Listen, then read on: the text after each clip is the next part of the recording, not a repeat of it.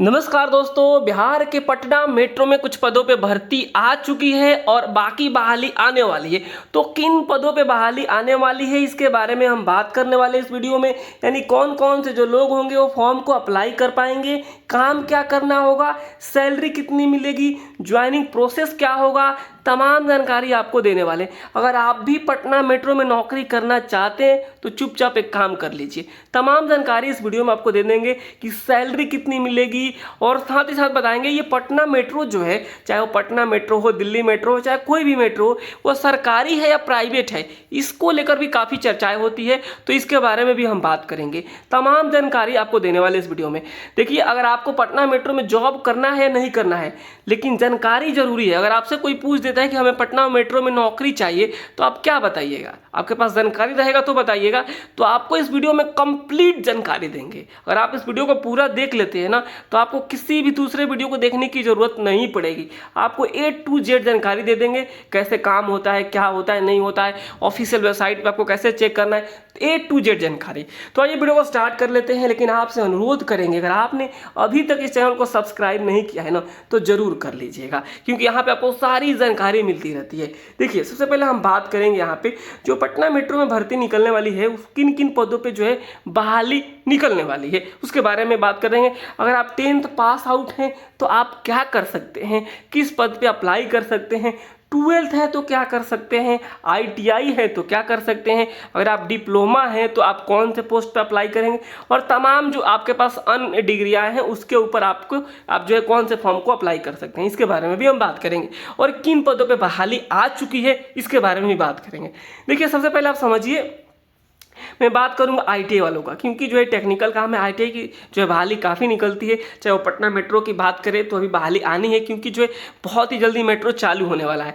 बाकी अगर अन्य मेट्रो की बात करें, जैसे दिल्ली मेट्रो की हम एक एग्जाम्पल के तौर पर लेते हैं, तो काफ़ी पदों पर बहाली पहले ही आ चुकी है ITI वालों के लिए। इसमें किस तरीके से बहाली निकलती है, इस चीज़ को थोड़ा सा आप समझिएगा, एक एक करके आपको जो सारी जानकारी देंगे। सबसे पहले हम ITI के बारे में थोड़ा बात कर लेते हैं। देखिए, अगर आपने ITI किया है, चाहे आपने इलेक्ट्रीशियन से किया है, या फिर आपने जो है फीटर से किया है, या फिर आपने जो है इलेक्ट्रॉनिक्स से किया है, या फिर तमाम जो है कोई अन्य जो है डिग्री है आपके पास, कोई अन्य स्ट्रीम से अगर आपने ITI किया है, तो भी आप फॉर्म को अप्लाई कर पाते हैं।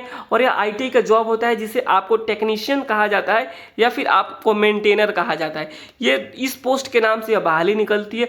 बहुत ही अच्छी जो है जॉब होती है, और इसकी सैलरी सुन के आप चौंक जाएंगे। मैं आपको बता रहा हूँ, चौंक जाएंगे। सैलरी भी बताएंगे आपको इसी वीडियो में। पहले आप समझ जाइए कि ITI वालों के लिए जो क्या होता है, आप टेक्नीशियन या फिर मेंटेनर के पद पे फॉर्म को अप्लाई कर सकते हैं। ये ITI वालों के लिए होगा। क्लियर? अब हम दूसरा जो देखते हैं, डिप्लोमा। अगर आपने डिप्लोमा किया है या बीटेक किया है तो आप कौन से फॉर्म के लिए अप्लाई कर पाएंगे, या फिर आपने ग्रेजुएशन भी किया है तो आप कौन से फॉर्म को अप्लाई कर पाएंगे। सबसे पहले डिप्लोमा और बीटेक वालों को देखिए, तो ये लोग जो हैं JEE के लिए एलिजिबल होते हैं। JEE यानी जिसे जूनियर इंजीनियर कहा जाता है, इसके लिए आप फॉर्म को अप्लाई कर पाते हैं। कौन से? डिप्लोमा, या फिर आप बीटेक किए हुए हैं तो ये आप JEE बन जाएंगे। क्लियर हो गया? ये इनकी भी सैलरी आपको बताएंगे। तो आप अगर आपने डिप्लोमा या बीटेक किया है तो आप JEE बन सकते हैं। अगला जो है बात करते हैं, अगर आपने बीटेक किया है या फिर ग्रेजुएशन किया है, बीटेक या ग्रेजुएशन वाले के लिए एक और ऑप्शन से मिलता है कि आप जो है स्टेशन कंट्रोलर, स्टेशन जो है कंट्रोलर आप बन सकते हैं। स्टेशन कंट्रोलर बन सकते हैं, या फिर आप ट्रेन ऑपरेटर बन सकते हैं, TO बन सकते हैं। जिस तरीके से आप देखे होंगे इंडियन रेलवे में जो है जो ट्रेन चलाते हैं उनको लोको पायलट कहा जाता है। Loco pilot.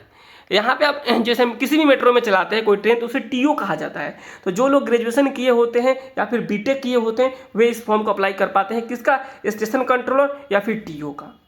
इस बात को आप जो है स्पष्ट रूप से समझ लीजिए। ये हो गया।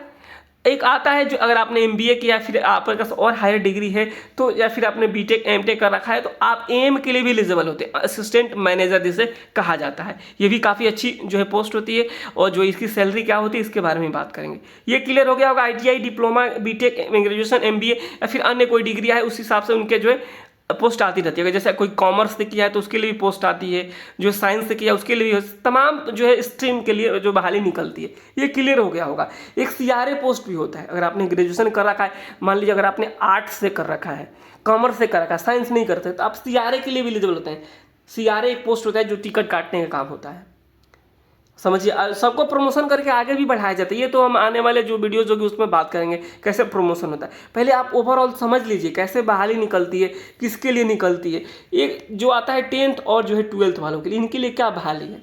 देखिए मैं आपको बता दूं, जो है पटना मेट्रो हो गई या फिर दिल्ली मेट्रो हो गई, फिर कोई अन्य भी मेट्रो हो गई, सीधी भर्ती नहीं लेती है 10th और 12th वालों को, जैसे ITI डिप्लोमा ग्रेजुएशन बीटेक वालों को लेता है। इसके इनका भर्ती कैसे निकलता है, इनका भर्ती जो निकलता है कंपनी के टेंडर के थ्रू। यानी जो है मान लीजिए अगर आप 10th किए हैं या फिर आपने 8वीं पास है, आप चाहते हैं कि हमें जो है मेट्रो में ही नौकरी करना है, तो आपको ऐसा हो सकता है कि जैसे पटना मेट्रो, मान लीजिए हाउसकीपिंग एग्जाम्पल ले लीजिए, हाउसकीपिंग स्टाफ जो रख रखाव के लिए जिनकी जो है नियुक्ति की जाती है जो है, तो ये क्या करता है पटना मेट्रो, क्या करेगा किसी कंपनी को टेंडर दे देगा और उसका वह कंपनी क्या करेगी, आपको नियुक्ति देगी, यानी आपको जो ज्वाइन कराएगी 10th और 12th वालों के लिए।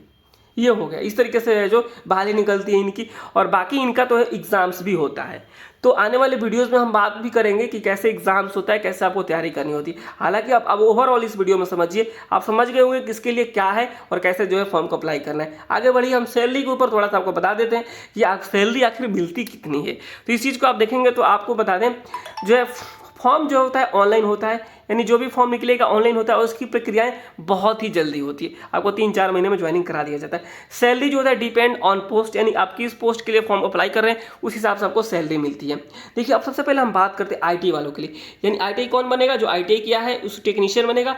और टेक्नीशियन की आपको जो बेसिक सैलरी आपको बता दें, जो बेसिक सैलरी जो होती है 25,000 रुपये होती है। बेसिक कोई भी सरकारी नौकरी की तैयारी करता है या फिर सरकारी नौकरी में, तो उसे पता है कि जो है सबसे पहले किसी भी नौकरी में जो बेसिक एक पे होता है उसके ऊपर क्या मिलता है, उसके मिलता है ऊपर HRA क्या होता है, हाउस रेंट अलाउंसेंस, यानी जो रहने के लिए एक तरीके से सरकार देती है। अगर फ्लैट नहीं देती है तो क्या करती है, HRA देती है। और यहाँ इसके अलावा मिलता है क्या, मिलता है DA, यहाँ पे मिलता है क्या, IDA।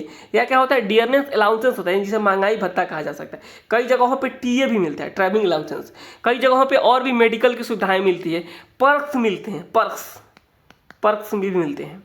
तो इस तरीके से जो है तमाम चीज़ें मिलती है जो कि परसेंटेज में होता है। अगर दिल्ली मेट्रो की बात करें यहाँ पे 30.5% के आसपास फर्क है। यहाँ पे IDA की बात करें तो यहाँ पे जो 50% के प्लस है। HRA दिल्ली जैसे शहरों में जो 27 से जो है 30% जो HRA मिलता है। वहीं पटना मेट्रो की बात करें तो यहाँ पे जो है आपको 18% के आसपास जो HRA मिल सकता है, क्योंकि छोटा शहर है, बड़े शहरों में ज़्यादा मिलता है। और TA डिपेंड ऑन जो है सिटी और depend on organisation rule regulations.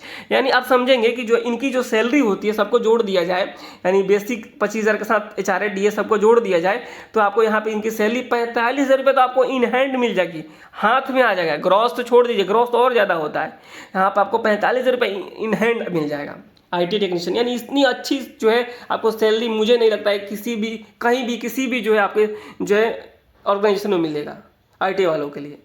यहाँ पे देखिए डिप्लोमा वालों के लिए मैं बात करता हूँ, डिप्लोमा या फिर आपने बीटेक किया है, आप JEE का फॉर्म अप्लाई कर रहे हैं, इनका जो बेसिक होता है, जैसे यहाँ इनका 25,000 हो रहा है, इनका कितना होता है, 37,000 रुपये बेसिक होता है। 37,000 रुपये बेसिक।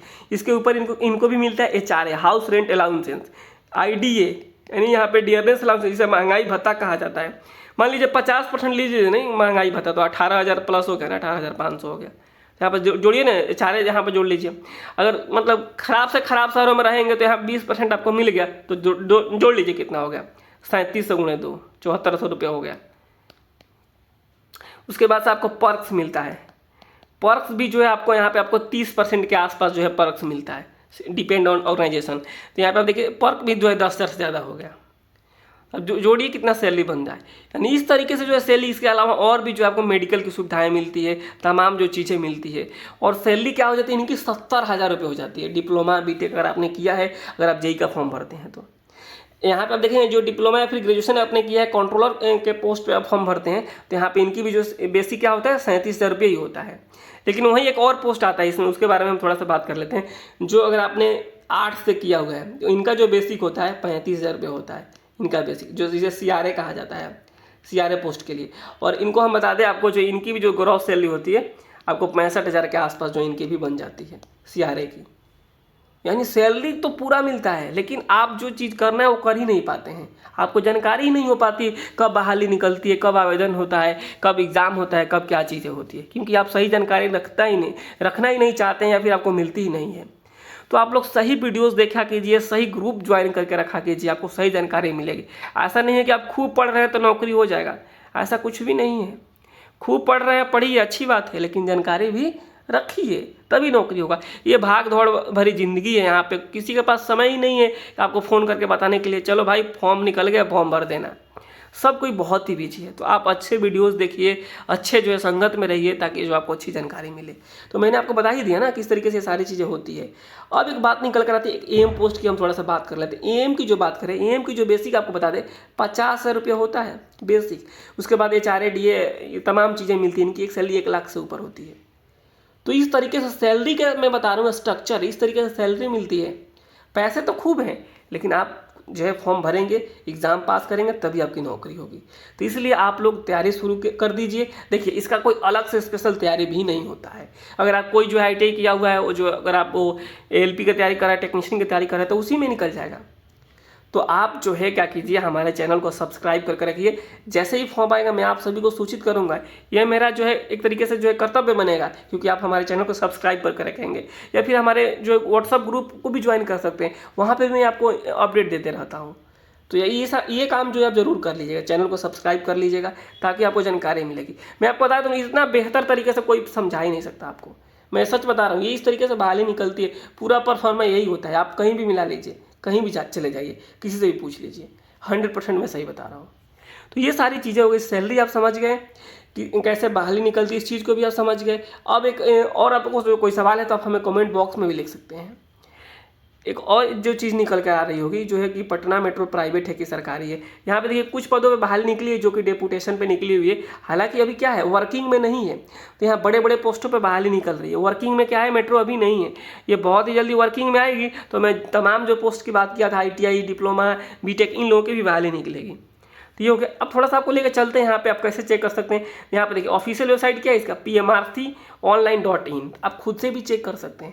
तो आपको थोड़ा सा ऑफिशियल वेबसाइट भी आपको दिखा देते हैं, और पटना मेट्रो प्राइवेट है कि सरकारी, इस चीज़ को भी बता देते हैं। आप सारी चीज़ें खुद से डिसाइड कर लेंगे। यहाँ पे आप देखिए, आपको सीधे लेके चलते हैं यहाँ पे गूगल पे आप चलेंगे, और यहाँ पे आप जा करके यहाँ पे आप देखिए पटना मेट्रो, यहाँ पे आप सर्च कीजिए। आप गूगल पे जाइए और यहाँ पे सर्च कीजिए पटना मेट्रो। और पटना मेट्रो आप जैसे ही सर्च करेंगे, आपके सामने इस तरीके से पेज आ जाए। कोई भी आपको .com लगाने की ज़रूरत नहीं है, सीधे आपको पटना जो है मेट्रो सर्च करना है और नीचे आना है। यहाँ पे देखिए, यहाँ पे आप जैसे ही आएंगे, यहाँ पे आकर के आपको क्या करना है, इस पर क्लिक करना है। ये देखिए, Patna metro rail corporation limited India. यहाँ पे देखिए, यहाँ पे मैं क्लिक करता हूँ। जैसे ही क्लिक करूँगा, आपके सामने जो इस तरीके का एक पेज ओपन हो जाएगा, और यहाँ से क्या करेंगे, यहाँ पर देखिए 3 चीज़ें दिखेगी। वैकेंसी पे आपको क्लिक करना है। यहीं से क्या पता चलता है, वैकेंसी। यहाँ देखिए, ये जो मैं अभी जिस पोस्ट के लिए बताया था आपको, जो डेपुटेशन या कॉन्ट्रैक्ट पर बहाली निकली हुई है, जनरल मैनेजर की, GM rolling stock, GM safety, इस तमाम जो चीज़ें हैं यहाँ पे आप देख सकते हैं। इन पदों पे जो है बहाली निकली हुई है, ये सारी चीज़ें हैं। तो इस तरीके से आप खुद, अगर आपकी जो बहाली निकलेगी, इस तरीके से यहाँ पे वो दिखेगी, सबसे ऊपर में रहेगी जब बहाली निकलेगी, तो यहाँ पे ठीक है। ये हो गया, यानी इस तरीके से आप जो है फॉर्म ऑनलाइन चेक कर सकते हैं। अब थोड़ा सा आपको बता देते हैं, ये प्राइवेट है कि सरकारी, क्योंकि काफ़ी कन्फ्यूजन लोगों में बना हुआ रहता है। ये देखिए, एक चीज़ जो इंडिया में 3-4 तरीके के जॉब होते हैं। एक होता है स्टेट लेवल का जॉब, जैसे BPSC जो ज्वाइन कराती है, स्टेट लेवल का जॉब होता है। एक होता है सेंट्रल लेवल का जॉब, ठीक है। एक होता है प्राइवेट जॉब। एक होता है जो है PSU, पब्लिक सर्विस, जो है यहाँ पे PSU के अंदर क्या होता है, ये joint venture of government of India and government of Bihar.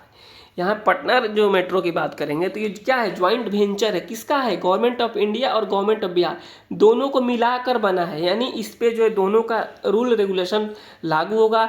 दोनों जो है, चाहे वो पटना मेट्रो हो चाहे कोई भी मेट्रो हो, वहाँ का स्टेट जो है होता है, वहाँ पे स्टेट का जो है वहाँ आधिपत्य होता है। यानी एक तरीके से आप कहेंगे स्टेट का भी उसमें हिस्सा होता है, और जो है सेंट्रल लेवल का भी हिस्सा होता है। इन दोनों को मिलाकर इस कंपनी को बनाया जाता है, इसलिए PSU करना आती है। ये अपना प्राइवेट है, इसे प्राइवेट नहीं कर सकते आप, एक तरीके से इसे सरकारी ही मानिए। ये ज्वाइंट वेंचर होता है। तो आप समझिएगा इस बात को, प्राइवेट नहीं है। आप लोग जो है इस चीज़ के ऊपर भी ध्यान और नज़रें बना के रखिएगा। यह बहाली आएगी चुपके चुपके और कम निकल जाएगी, आपको पता भी नहीं चलेगा। तो सही जानकारी रखने की कोशिश कीजिए, बहुत ही अच्छी जॉब है। और आप एक बार आप मेट्रो में चले जाएंगे ना, किसी भी मेट्रो में, तो क्या होता है, आपको एक स्पेशल कार्ड दिया जाता है, जो कि मेट्रो फ्री होती है आपके लिए। कितना अच्छा सुविधा मिलेगा ना, आप किसी जॉब में ज्वाइन करके देखिए, बहुत ही सुविधाएं मिलती है। तो ये जो है पटना मेट्रो ना प्राइवेट है, प्राइवेट नहीं है, तो इसमें जो है आपको परेशान होने की बिल्कुल भी ज़रूरत नहीं है। फॉर्म आए तो ज़रूर भरिएगा, चैनल को सब्सक्राइब करके रखिए।